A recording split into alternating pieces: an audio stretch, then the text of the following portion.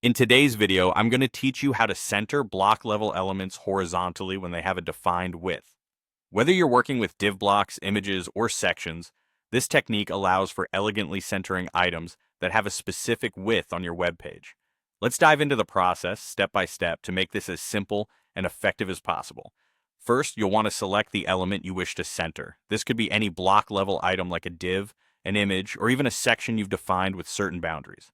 It's crucial to note that the element should have a predetermined width, which you can typically specify in pixels or as a percentage, depending on your design needs. For example, if you're working with images, you might want them all to be uniform, so defining their width ensures consistency. Once you have your element selected and the width defined, direct your attention to the Style panel. Here, under the Layout section, you'll need to set the display property to block.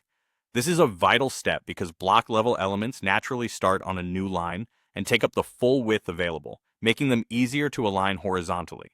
You might be wondering why this step is necessary.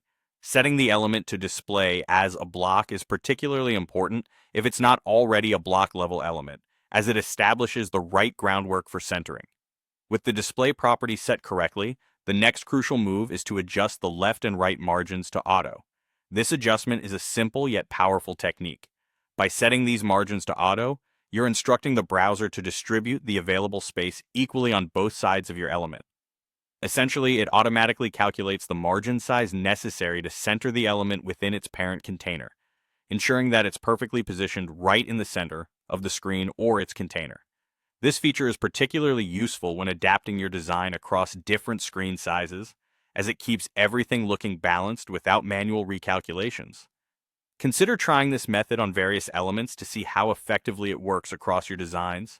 When dealing with responsive designs, remember to test the appearance of your centered elements on multiple devices to ensure everything maintains a harmonious layout.